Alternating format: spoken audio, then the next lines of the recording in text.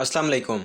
जैसा कि आप जानते हैं कि फ़ार्मेसी टेक्नीशियन जैसे ही नाम किसी के ज़हन में आता है, अगर कोई कर रहा होता है तो सीधा जो माइंड में जाता है वो ये है कि इसके तो पेपर लेट होते हैं, इसमें तो पास ही नहीं करते, कौंसल जानबूझ के फ़ेल करती है।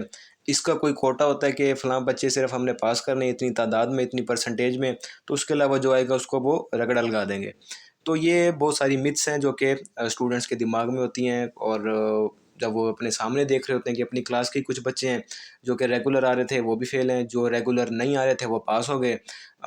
इस किस्म की जब वो चीज़ें देखते हैं तो वो समझते हैं कि हाँ, वाक़ई में ऐसा है कि कौंसल अपनी जानिब से जिसका लक चल जाता है तो वो पास हो गया, जिसका लक नहीं है वो फ़ेल है। जो पढ़ के जा रहा है वो फ़ेल हो गया, जो नहीं पढ़ के जा रहा वो पास हो गया।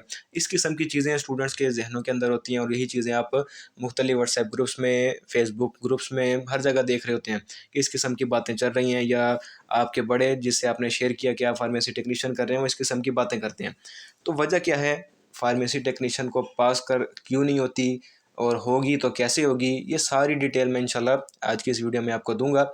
जो-जो पॉइंट्स मैं बता रहा हूँ, कोशिश करें इसको लिख लें क्योंकि वीडियो सुनने के बाद कुछ पॉइंट्स आपके ज़हन में रहेंगे, कुछ नहीं। जो लिखेंगे फिर उस पे अमल भी करेंगे तो ज़ाहिर-सी बात है कामयाबी मुकद्दर चूमेगी।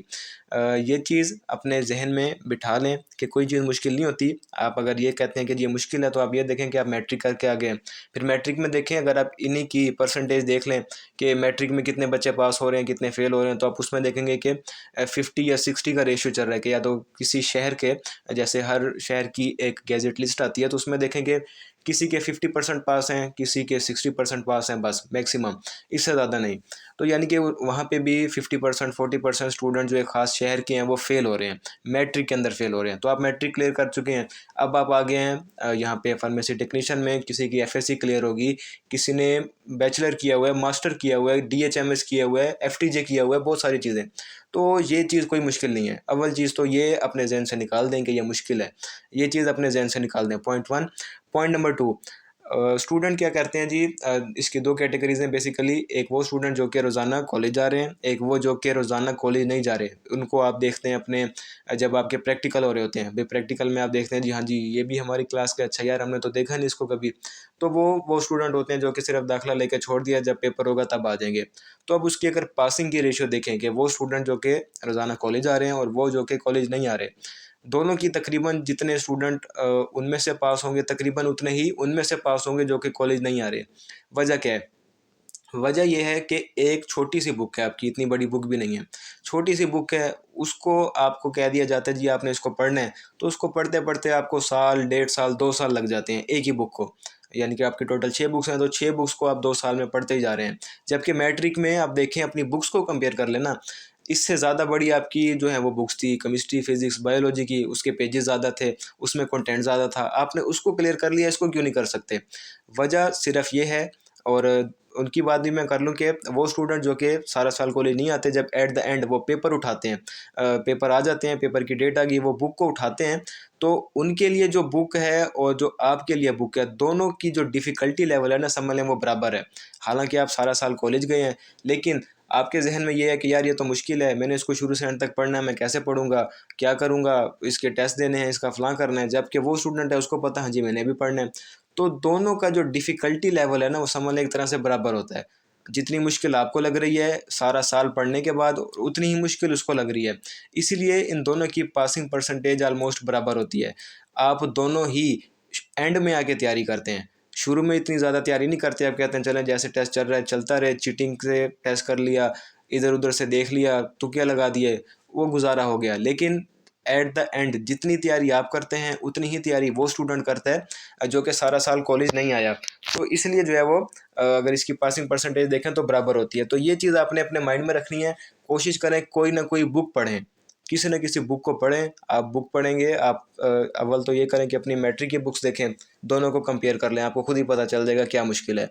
उसके बाद आप कोई ना कोई बुक ले लें, उसको पढ़ें, मेडिकल की फ़ील्ड से रिलेटेड हो, तो वो आपको बहुत ज़्यादा एडवांटेज देगी क्योंकि आपकी बुक पढ़ने की, बुक रीडिंग की सलाहियत बेहतर हो जाएगी। तो कोशिश किया करें कि अपनी बुक को ये ना समझें कि मैंने इसका टेस्ट देना है, पेपर देना है, उस अंदाज से ना पढ़ें, उसको एक दफ़ा रीड करें खुद से। ऐसे ही यानी कि हर महीने में, 2 महीने बाद, 3 महीने बाद कोशिश किया करें कि अपनी किसी न किसी बुक को रीड कर लिया, ऐसे ही बैठे बैठे। तो आप उसको रीड करेंगे, रीड करने में कोई 2-3 दिन लग जाएंगे, आपको हफ्ता लग जाएगा, तो लेकिन जब आप उसको रीड कर लेंगे तो वो आपको आसान लगने लगेगी। उसको एज अ बुक रीड करें, ना कि अपना कोर्स बुक या सिलेबस बुक। इसके बाद हम चलते हैं अगले पॉइंट पे। वो ये है कि स्टूडेंट का सवाल होता है कि घुमा के सवाल पूछा हुआ है, हमें समझ ही नहीं आ रही क्या पूछा हुआ है उसने। तो वो समझ क्यों नहीं आ रही होती? समझ इसलिए नहीं आ रही होती क्योंकि स्टूडेंट लगा रहे होते हैं रट्टे। कोई भी चीज़ है, पेज नंबर खोला, उसको पढ़ना शुरू कर दिया। अब उनको ये नहीं पता कि ये क्या क्या टॉपिक पढ़ रहे हैं, कौन सा चैप्टर है, क्या बात हो रही है। तो जो भी चीज़ आप पढ़ रहे हैं उसका चैप्टर, उसका टॉपिक, उसका सब टॉपिक, ये सारी चीज़ें आपको पता होनी चाहिए कि ये क्या चीज़ है, मैं क्या पढ़ रहा हूँ और सवाल क्या आएगा इसमें से। तो इस हवाले से हमने पास्ट पेपर क्वेश्चंस पीपीक्यू के नाम से अपनी फाइल्स भी अपलोड की हुई हैं, अपनी वेबसाइट पे भी, मुख्तलिफ व्हाट्सएप ग्रुप्स में भी आपको देखने को मिलती होंगी। यूट्यूब चैनल पे डिटेल से बताया हुआ है हर बुक का सेपरेट कि किस चैप्टर से किस टॉपिक के ज़्यादा क्वेश्चंस आ रहे हैं। तो आप उसको देखें, वो आपके लिए बहुत ज़्यादा हेल्पफुल साबित होगा। घुमा फिरा के जो सवाल वाली बात है, वो उसकी वजह ये भी है कि स्टूडेंट्स को इंग्लिश नहीं आती।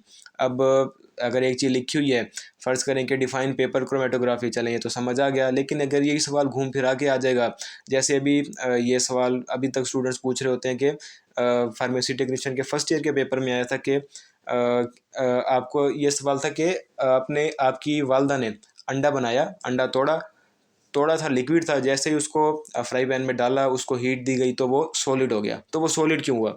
अब ये अव्वल तो क्वेश्चन ही समझ नहीं आया स्टूडेंट को, तो वो इसलिए छोड़ के आ गए। तो वजह क्या है? वजह ये कि सिर्फ इंग्लिश नहीं आती उनको, रटी रटाई चीज़ें याद हैं, लेकिन अगर कोई कॉन्सेप्ट बेस्ड क्वेश्चन आ जाए, जो कि कॉन्सेप्ट बेस्ड ही आते हैं, सिंपल सादा हेडिंग कभी भी नहीं आती, बहुत कम आती है। तो जब इस तरह से घुमा फिरा के सवाल पूछा जाता है तो वो वहाँ पे नील हो जाते हैं, उनको कुछ समझ नहीं आ रहा होता क्या लिखें, क्वेश्चन की ही समझ नहीं आ रही। तो अगर क्वेश्चन की समझ नहीं आ रही तो आप आंसर क्या देंगे उसका? तो अपनी इंग्लिश लैंग्वेज पे ग्रिप बढ़ाएं।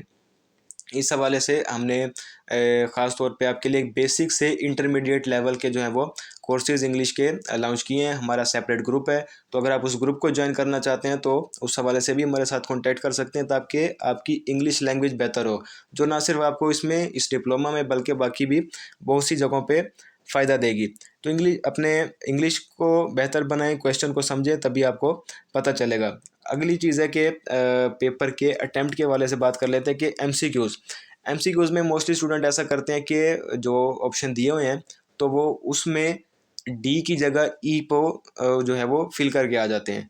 ये आपने ख़ास ख्याल रखना है, अगर कोई आप में से फर्स्ट टाइम पेपर देने जाएगा तो वहाँ पे A B C D E तक ऑप्शन होते हैं, तो आपने ई को फिल नहीं करना। अगर किसी को ऑप्शन डी है, ये आपने अपने माइंड में रखना है।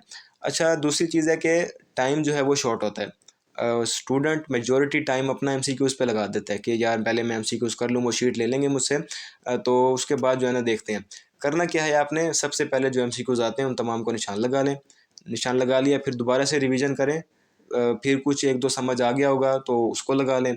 उसके बाद नहीं आ रहे तो फौरी तौर पे अपना पेपर स्टार्ट कर दें, क्वेश्चन को लिखना शुरू कर दें, क्योंकि एमसीक्यूज़ के तो 1-2 नंबर हैं, लेकिन क्वेश्चन के आपके 5 नंबर हैं। मोस्टली स्टूडेंट जब एमसीक्यूज़ पे अपना टाइम ज़्यादा लगाते हैं, वो क्वेश्चन उनके रह जाते हैं, 2-3 क्वेश्चन रह जाते हैं। पहले पेपर में ख़ुसूसन ऐसा होता है, तो इसलिए जो है वो सप्ली आ रही होती है। तो ये आपने ख़ास ख्याल रखना है कि एमसीक्यूज़ जैसे ही आपके जितने हो जाएँ, जितने आते हैं, उसको करने के फ़ौरी बाद आप लिखना स्टार्ट करें। फिर जब एग्ज़ामिनर, ज़ाहिर बात है, पहले बता रहा होता है कि मैं अभी आपसे 10 मिनट बाद, आधे घंटे बाद फ़लाँ टाइम पे आपसे जो है वो एमसीक्यूज़ की शीट ले लूँगा, तो उस टाइम तक जैसे ही आपको ये मिले तो आप उस टाइम जो है वो दोबारा से अपने एमसीक्यूज़ को देख लें, उसको फिलअप कर लें, सारे एमसीक्यूज़ देख लें कि आपने शुरू से एंड तक 60 एमसीक्यूज़ कर लिए। तो उसके बाद दोबारा से अपना लिखना स्टार्ट कर दें। लिखना कैसे है? लिखने के हवाले से स्टूडेंट ये करते हैं कि उनके माइंड में होता है कि जितना ज़्यादा लिखेंगे उतने ज़्यादा नंबर मिलेंगे। ऐसा नहीं होता। तकरीबन 8 पेजेस होते हैं आपके पास, 8 पेजेस पे 12 सवाल करने हैं। तो एक सवाल के लिए मैक्सिमम जो है वो 1 पेज है, मैक्सिमम, वरना पेज की एक साइड ही काफ़ी है। एक साइड पे जितना सवाल पूछा गया है उतना ही आंसर दें, अपनी तरफ से ना लिखें। जो क्वेश्चन किया गया कोशिश करें कि उसको अपने मार्कर से अपनी इस तरीके से प्रेजेंट करें कि वो एग्जामिनर को सामने ही नज़र आ जाए कि हाँ जी ये इसका आंसर है। उसको ज़्यादा पढ़ने की ज़रूरत ही ना पड़े। लेंथी नहीं लिखना, शॉर्ट लिखना है। पास्ट पेपर क्वेश्चंस को देखें, एमसीक्यूज को देखें, ये सारी चीज़ें यूट्यूब चैनल पे अवेलेबल हैं। अच्छा, जो पास्ट पेपर जो है जहाँ तक ताल्लुक है इसका, तो 50% जो है वो क्वेश्चंस रिपीट होते हैं। यानी कि अगर आपने सारे पास्ट पेपर क्वेश्चन जो कि मैंने फाइल्स अपलोड की हुई हैं अपने यूट्यूब चैनल पे भी, पीडीएफ फाइल्स भी अवेलेबल हैं, तो अगर आप सिर्फ उसको कर लें तो आप ईजीली आराम से जो है वो किसी भी पेपर के, कोई भी पेपर आप उठा लें तो आप उसके जो है वो एटलीस्ट 5 से 6 सवाल ईजिली अटैम्प्ट कर सकते हैं। 5 से 6 सवाल ये मिनिमम जो है वो इसकी रेशियो है, वरना इससे ज़्यादा कभी कभी तो 10 सवाल भी इजीली अटैम्प्ट हो जाते हैं पेपर के अंदर। तो यानी कि मैक्सिमम पोर्शन जो है वो मैक्सिमम नहीं तो मिनिमम भी जो है 50% आपका जो पार्ट है वो पास्ट पेपर से रिपीट हो रहा है। तो पास्ट पेपर को लाजमी देखना है, जैसे आपने मैट्रिक में किया, जैसे आप एफएससी में करते हैं कि अपने पास्ट पेपर को आप देखते हैं। एक और वजह वो ये कि स्टूडेंट्स की राइटिंग अच्छी नहीं है। मैट्रिक में तो चलो जैसे तैसे हो गया सिस्टम, राइटिंग अच्छी नहीं है, लिखना भी छोटा है, यानी कि इतना ज़्यादा नहीं लिखना, तो वो चीज़ अगर समझ ही नहीं आ रही तो वो एग्जामिनर क्रॉस लगाता जाएगा उसको। तो ये चीज़ आपने खास याद रखना है, राइटिंग अच्छी करें अपनी। राइटिंग के लिए 2 लाइनों वाली कॉपी मिलती है, किसी भी बुक शॉप से जाके ले लें, उस पर प्रैक्टिस करें। जो आपके पास पेपर क्वेश्चंस हैं उसको उसी पे लिखने की कोशिश करें। तो जब उस पर लिखेंगे तो आपकी राइटिंग भी बेहतर होगी, आपकी प्रैक्टिस भी हो जाएगी, राइटिंग भी ठीक हो जाएगी, प्रैक्टिस भी हो जाएगी, ये दोनों फ़ायदे आपको मिल जाएंगे। इसके बाद है सबसे बड़ी वजह, सबसे बड़ी वजह वो ये कि स्टूडेंट जो है वो बुक के अलावा, बुक को छोड़ के दूसरे हेल्पिंग मटेरियल की तरफ भागते हैं। अब हेल्पिंग मटेरियल चलें ठीक है, बिल्कुल करना चाहिए, लेकिन जिस हेल्पिंग मटेरियल की तरफ वो जाते हैं एमसीक्यूज़ के लिए, उसमें जो आंसर दिया हुआ है, जो चीज़ फ़र्ज़ करें आपने एक एमसीक्यूज़ देखा, उसका आंसर आपने पढ़ा, वो आंसर गलत दिया हुआ है बुक के अंदर, अब आपने वो गलत याद कर लिया, वो आपके कॉन्सेप्ट में बैठ गया कि ये इसका फ़लाँ आंसर है, हालांकि वो गलत है। तो आप पेपर में जाएंगे, आप पेपर में वही आंसर लगाएंगे और उसके बाद ये एक्सपेक्ट करेंगे कि हाँ जी मेरे तो इतने एमसीक्यूज़ ठीक हैं, लेकिन जब रिजल्ट आएगा तो आप देखेंगे कि यार ये पता नहीं क्या हो गया, मैंने तो इतने एमसीक्यूज़ बन रहे थे, कौंसल ने जानबूझ के फेल किया, जानबूझ के नंबर कम दिए, ये बात होती है फिर। तो ये चीज़ लाजमी तौर पे अपने जहन में रख लें, किसी भी हेल्पिंग मटेरियल से अगर आप कोई एमसीक्यूज़ देख रहे हैं तो एमसीक्यूज़ को एक एक एमसीक्यूज़ को आपने खुद बुक से टैली करना है। बुक से देखें उसका करेक्ट आंसर क्या है, फिर उसको लगाएं। ऐसे ही अंधाधुंध आप एतमाद किसी भी बुक पे नहीं कर सकते, यानी कि बहुत ज़्यादा मिस्टेक्स होती हैं, हमने खुद देखा है इस चीज़ को। तो इस हवाले से हमारे पास करेक्ट एमसीक्यूज़ के साथ भी जो पीडीएफ फाइल्स हैं वो अवेलेबल हैं, अगर आप में से कोई उन्हें परचेज़ करना चाहे तो वो भी परचेज़ कर सकता है। तो ये वो सारे पॉइंट्स थे जो कि मैंने आपको बता दिए। आप इन सब पे अमल करके ईज़िली फार्मेसी टेक्नीशियन का पेपर जो है वो क्लियर कर सकते हैं। कुछ बातें दूसरी जो कि कोई भी नहीं करता, वो ये कि स्टूडेंट्स अपना टीचर्स का रिस्पेक्ट करें, वो टीचर्स की रिस्पेक्ट नहीं करते, ये चीज़ नोटिस में आई है इतना ज़्यादा। तो अपने टीचर्स की रिस्पेक्ट करें, उनसे दुआएं लें, दुआएं ले के पेपर देने जाएं और तभी इंशाल्लाह आप पास होंगे। जैसे कहते हैं ना कि बाअदब बानसीब और बेअदब बेनसीब। तो ये अपने इस चीज़ का ख़ास ख्याल रखना है। बाकी सारे काम आप कर लें, लेकिन अगर आपके टीचर ही आपसे नाराज़ हैं तो फिर कामयाबी का मिलना जो है वो बहुत ज़्यादा मुश्किल है। तो चैनल सब्सक्राइब कर लीजिएगा। नीचे डिस्क्रिप्शन में व्हाट्सएप ग्रुप्स के लिंक मौजूद हैं, उसको आपने लाजमी तौर पे ज्वाइन करना है। कोई भी लेटेस्ट अपडेट होती है सबसे पहले व्हाट्सएप ग्रुप में शेयर की जाती है, और इसके अलावा हमारा जो व्हाट्सएप चैनल है उसको आपने लाजमी देखना है, उसमें बहुत सारी इन्फॉर्मेटिव पोस्ट हैं जो कि आपकी जनरल नॉलेज को बढ़ाती हैं। नीचे पर्सनल नंबर भी मौजूद है, अगर आपने कोई चीज़ परचेज़ करनी है, कोई एडवाइस चाहिए आपको, तो आप वहाँ से हमसे रब्ता कर सकते हैं। अल्लाह हाफिज़।